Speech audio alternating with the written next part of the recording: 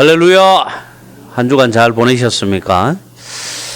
요즘 제가 이렇게 책도 보고 TV도 보고 인터넷도 보고 사람들도 만나면서 불현듯 느껴지는 게 있더라고요. 뭐냐면 요즘 사용하지 않는 단어 두 단어가 생각이 납니다. 하나는 충성이라는 단어, 또 하나는 애사심이라는 단어예요. 여러분 요즘 충성이나 애사심에 관한 얘기 들어보신 적 있어요? 들어보신 적이 없죠. 요즘 참 듣기 어려운 단어입니다. 서울의 큰 교회 목사님들이 요즘 만나면 그런 말씀들을 합니다.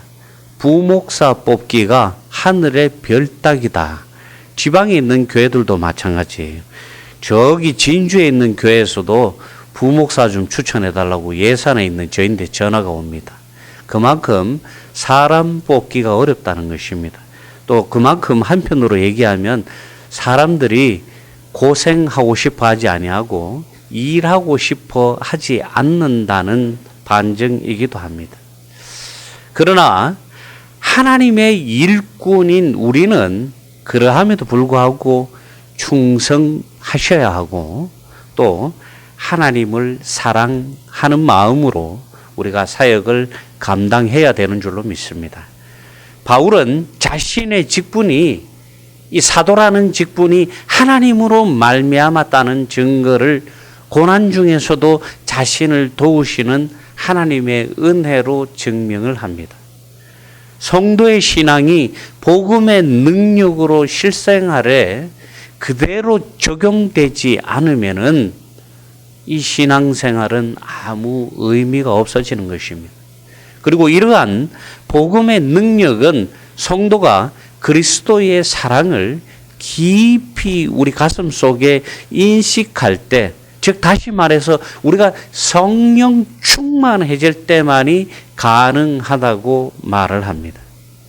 하나님의 일꾼으로 복음 사역은 하나님의 능력과 성령의 임재와 하나님의 도움 없이는 도저히 할 수 없는 일이기에 바울은 자신의 사도권이 하나님께로 말미암았음을 자신 있게 고린도 교회에 밝힐 수 있었던 것입니다. 그래서 그리스도 안에서의 하나님의 일을 하는 하나님의 일꾼들은 먼저 하나님의 은혜와 성령 충만해야 하며 모범된 생활로 교회의 머리가 되시는 하나님과 몸이 되시는 그리스도께 충성해야 하는 것입니다. 따라서 바울은 자신의 사도직이 그 사도직에 대해서 문제 삼는 고린도 교회에 자신의 사도직은 사람들에 의해서 주어진 것이 아니라 예수 그리스도께서 친히 그에게 주신 직분이라고 고백을 합니다. 그리고 바울 자신이 해야 하는 중요한 사역은 예수님처럼 하나님과 불신자들을 화목케 해서 그들이 하나님과의 관계를 회복시키는 것이라고 말했습니다. 오늘 바울은 이 시대를 살아가는 우리 하나님의 일꾼들에게 본문 말씀을 통해서 주님으로부터 받은 사명과 직분을 충성스럽게 감당하기 위해서 꼭 잘 듣고 가슴에 새겨야 할 지침사항을 말씀합니다. 오늘 말씀을 통해서 하나님의 일꾼으로서의 지침사항을 잘 숙지하시고 하나님의 사역을 감당할 때 실수 없이 은혜로만 가득 차서 승리하시기를 바랍니다. 하나님의 일꾼은 하나님의 일을 할 때 첫 번째 하나님의 은혜를 헛되게 하지 않아야 하는 것입니다. 시큰 일하고 나서 하나님의 이름을 망령되이 일컫거나 하나님의 얼굴에 누가 되는 행동을 해버린다면은 아무리 우리가 고된 사역을 하고 고난과 고초를 겪었다 할지라도 그 사역이 아무 의미가 없는 것이 되는 것입니다. 하나님께서 우리를 구원하시기 위해 예수님을 이 땅에 보내주셔서 십자가에 달리심으로 우리를 구원해 주신 은혜를 성도는 헛되게 망각해서는 안 되는 것입니다.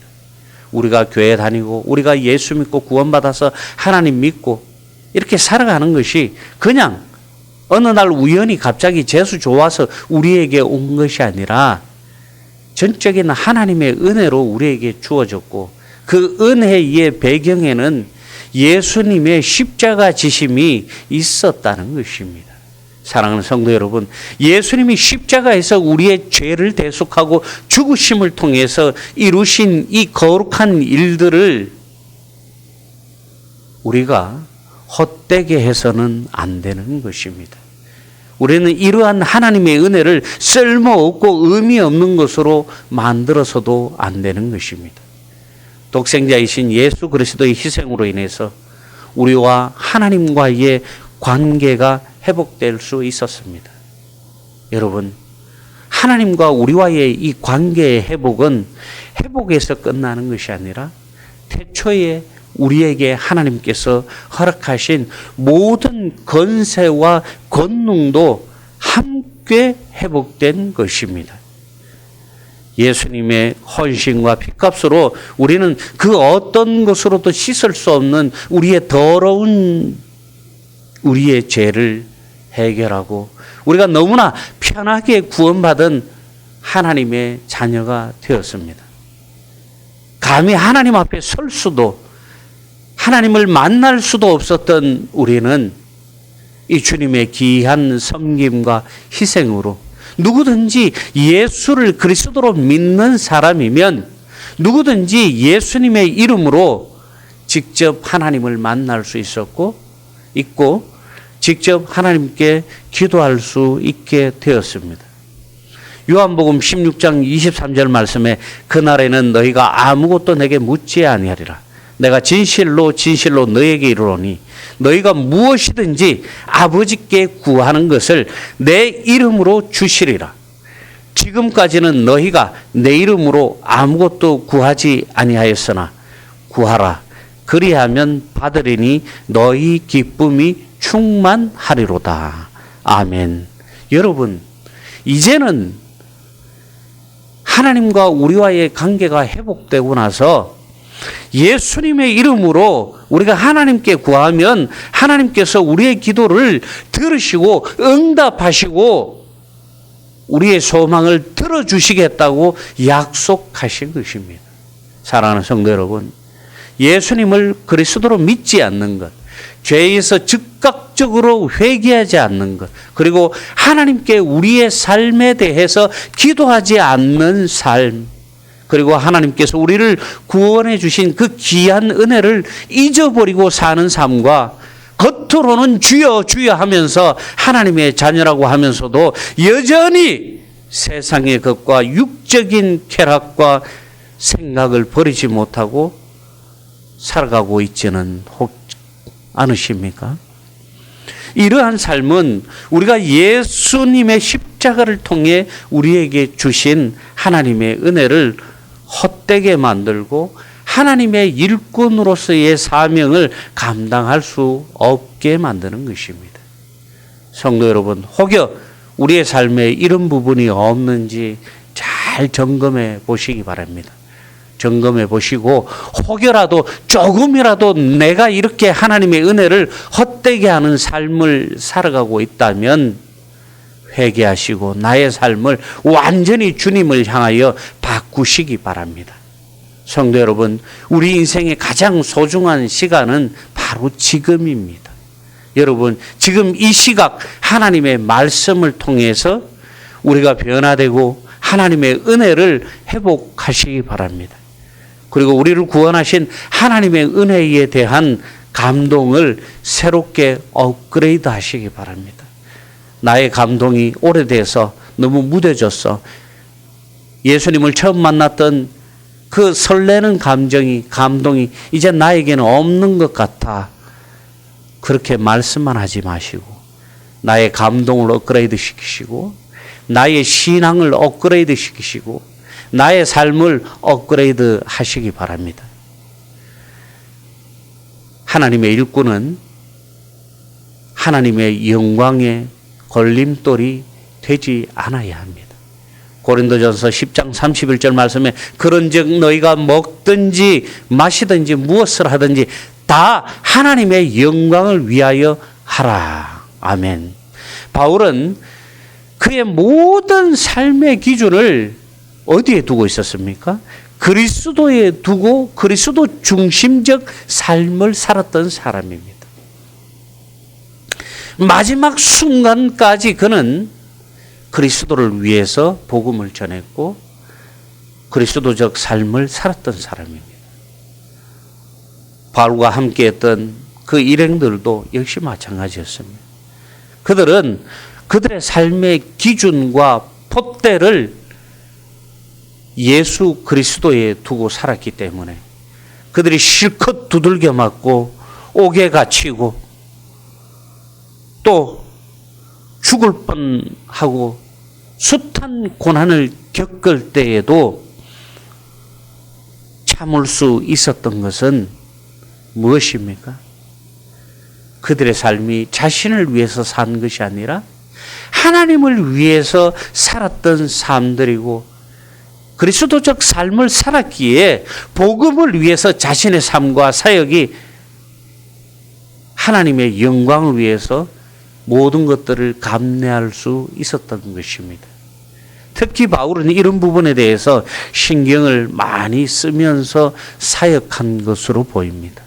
그도 그럴 것이 첫째는 그는 복음을 위해 사는 사람이었었는데 바울이 예전에 어떤 사람이었어요? 바울은 예전에 사울로 살 때 사도 되기 전에는 성격도 안 좋고 그리스도인들을 핍박하고 그들을 잡으러 다니던 삶이 있었기에 사람들이 바울을 향한 그 시선이 곱지 않았을 거란 말입니다.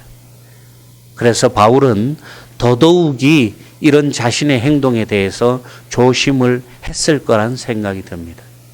바울은 다메섹에서 주님을 만나고 하나님으로부터 사도로 세움을 받은 사람입니다. 이 때문에 다른 사도들과는 출신 성분이 좀 달랐어요. 이러한 그의 이력은 늘 사람들로부터 사도의 정통성을 의심하고 주의 깊게 바라보는 구심점이 되기도 했던 것입니다. 따라서 바울은 자신이 사역하면서 혹여라도 이러한 문제로 사람들로부터 비난을 받게 되면 그가 사역을 하지 않은 것만 못함으로 각별히 주의하고 조심을 했던 것입니다. 성도 여러분, 하나님은 우리가 하나님의 자녀인 우리가 세상 속에 나아가서 타인에게 상처를 주거나 방해가 되면서 하나님의 영광을 가리는 것을 절대로 기뻐하지 않으십니다. 하나님의 일꾼들은 교회 사역할 때 항상 은혜롭게 감당해야 하는 것입니다. 여러분, 교회 일하면서 불평불만하고 입이 이만큼 나와가지고 은혜롭지 못하면은 처음부터 손대지 마셔야 돼요. 그건 아니함만 못한 거예요. 제가 자주 말씀드리지만 저희 집사람 보고도 그럽니다. 요즘 여러분들 너무 많이 바쁘셔가지고 계속 혼자 청소를 하고 있어요. 그래서 제가 그래요. 혹여라도 불평한 마음이 들고 불편하면은 하지 마세요. 굳이 청소 안 해도 되니까. 그런 마음이 조금이라도 있거든 하지 마세요. 라고 제가 저희 아내에게 말씀을 드리는데 저희 아내는 그렇지 않습니다. 누군가는 해야 되는데 당연히 해야죠. 하나님의 집인데 다들 바쁘시잖아요. 여러분, 그런데 이게 만약에 불평, 불만이 되어서 왜 교회 청소도 안 하고 성도들이 왜 이런지 이해도 못 하겠어. 왜 내보고 청소하라 그래. 이런 식으로 마음을 먹게 되면은 실컷 고생하고 뭐 되는 것입니까? 그 고생이 헛수고가 되고 마는 것입니다. 어느 교회 사모님이 상처받은 얘기를 어떤 목사님이 해주시던데 그 교회도 저희들 교회보다는 조금 교인이 많아요. 한 60명 정도 되는데 사모님이 학교 선생님이세요. 그래서 토요일마다 교회 청소를 열심히 하고 교회 봉사를 알아서 열심히 했더니만은 한날은 어떤 권사님이 주일날 나가시면서 예배당 뒤에 있는 쓰레기통을 이렇게 발로 툭 치면서 그러더래요. 사모님 여기 쓰레기 다 찼습니다. 그러시고 나가더랍니다. 이 사모님이 너무나 상처를 받아가지고 그날 펑펑 우셨다고 그러더라고요. 그래서 목사님이 너무 화가 나가지고 다음부터 청소하지 마라 그랬다는데, 여러분 똑같은 말이라도 다르고 다른 거예요. 그죠? 예. 청소 누구라도 할 수 있습니다. 꼭 권사님들이 하셔야 될 이유도 없고 사모가 그걸 안 해야 될 이유도 없습니다. 그러나 우리가 서로 은혜롭게 하지 못하면 하느님의 영광에 우리가 은혜롭지 못하고 하나님의 영광을 가리우는 일이 되고 만다는 것입니다. 교회 안에서 문제가 있는 사역자들의 문제가 무엇입니까? 교회의 문제가 아니라 그들 개인의 성품에 문제가 있는 거예요. 좀 전에 말씀드린 그 교회도 교회의 문제가 아니라 그렇게 말씀하신 그분의 문제인 거예요. 그 사역자 성품 때문에 하나님의 일을 할 때 공동체의 의견을 수용하지 못하고 포용할 수 없어서 결국 서로의 관계를 어렵게 만들거나 하나님의 일을 은혜롭지 못하게 만드는 것입니다. 요즘 말로 이런 사람들을 뭐라 그럽니까? 젊은 사람들이 빌런이라 그럽니다. 빌런, 문제를 일으키는 사람. 영어로 빌런, 빌은 이 세우다라는 뜻인데 우리 교회는 그런 사람이 없으니까 천만 다행이에요. 성도 여러분, 하나님의 일꾼은 하나님의 일을 할 때 자신으로 인해서 하나님의 영광을 가려서는 절대로 안 되는 것입니다. 그러므로 하나님의 일꾼은 먹든지 마시든지 무엇을 하든지 간에 다 하나님의 영광을 위해서 하시기 바랍니다. 마지막으로 하나님의 일꾼은 겉보기에는 연약한 사람처럼 보이지만 속으로는 강건한 신앙인이 되어야 하는 것입니다. 교인들 보면은 어때요? 외부인들 시각에 봤을 때는 막 힘도 없고 비리비리 해갖고 한 대 집박으면 팍 쓰러질 것 같은데 실상은 그렇지도 않거든요. 왜냐하면 우리 안에는 따뜻함이 있기 때문에, 우리 안에는 사랑이 있기 때문에 그렇게 보일 뿐이거든요. 하나님의 나라를 위해서 일하는 사람들은 겉으로는 고난 속에서 고생하면서 사는 것처럼 보이지만 속으로는 하나님께서 주시는 하나님의 평강을 누리며 사는 사람들입니다. 우리의 삶이 근심할 것 같지만 늘 하나님으로 인해서 항상 기뻐하면서 천국 소망으로 살아가는 사람들이, 겉으로는 가난한 사람같이 보이나 늘 마음만은 부자로 살아가는 사람들입니다. 너무나 연약하고 무기력해 보이지만 사실은 그 속은 예수 그리스도로 인해서 강하고 담대함으로 살아가는 인생들입니다. 여러분, 목소리 크고 무거운 거 드는 사람이 강한 사람이 아니에요. 사람들은 저 같은 사람을 외형적으로 보고 강하다라고 얘기하는데 저 굉장히 여린 사람입니다. 예, 저 같은 사람은 강한 사람이 아니에요. 제가 얼마나 겁이 많은데요. 진짜 강한 사람들은 믿음으로 죽음 앞에서도 두려워하지 않고 그리스도께 자신의 삶을 맡기고 죽음 앞으로 당당히 걸어갈 수 있는 다니엘과 같은 그 믿음이 있는 사람들이 진짜 강한 사람들이에요. 바로 여러분들 같은 사람들이 강한 사람들입니다. 성도들은 누가 봐도 겉으로 보는 것과 다른 그런 신앙인이 되어야 하고 그런 삶을 살아야 하는 것입니다. 성도 여러분, 하나님의 일꾼은 죽음 앞에서도 강하고 담대함으로 죽음의 불구덩이 속으로 걸어가는 믿음으로 살아가야 하는 것입니다. 강하고 담대한 믿음으로 늘 악에 승리하시기 바랍니다. 마지막으로 하나님의 일꾼은 마음을 넓게 가져야 돼요. 하나님의 일하는 사람이 마음이 이렇게 밴댕이 소갈딱지처럼 해가지고 뻑하면 삐지고 뻑하면 토라져가지고 말도 안 하고 눈도 안 마주치고 짜증내고 그러면은 안 되는 거예요. 고린도 교회 성도들과 바울 사이에는 바울의 이 사도의 정통성 때문에 서로 오해의 골이 굉장히 깊었습니다. 이것으로 인해서 바울과 고린도 교회 성도들 사이가 상당히 불편함이 있었습니다. 때문에 교회는 교회대로 또 바울은 바울대로 이것 때문에 아픔을 겪어서 힘들어해야만 했다는 것입니다. 바울은 이 문제를 해결하기 위해서 오늘 본문 11절에서 13절까지 이렇게 말씀을 합니다. 고린도인들이여, 너희를 향하여 우리의 입이 열리고 우리의 마음이 넓어졌으니 너희가 우리 안에서 좁아진 것이 아니라 오직 너희 심령에서 좁아진 것이니라. 내가 자녀에게 말하듯 하노니 보답하는 것으로 너희도 마음을 넓히라. 아멘. 서로 마음을 넓게 가지자는 것입니다. 우리의 마음이 다 이해하고 마음을 활짝 열고 있으니 당신들도 이제 옹졸하게 자꾸 그러지 말고 내가 부모의 마음으로 당신들에게 이야기하니까 조금 마음에 안 들더라도 받아들이고 하나님의 은혜로 구원받아서 그리스도 안에서 하나가 된 당신들도 이제 마음을 넓게 가지고 오해를 풀어라. 이런 뜻으로 바울이 얘기를 하는 거예요. 여러분, 기독교라면 용서가 신앙의 근본이라는 사실을 잊어서는 안 됩니다. 기독교에는 가장 잘하는 게 사랑이고 가장 잘할 수 있는 게 용서여야 합니다.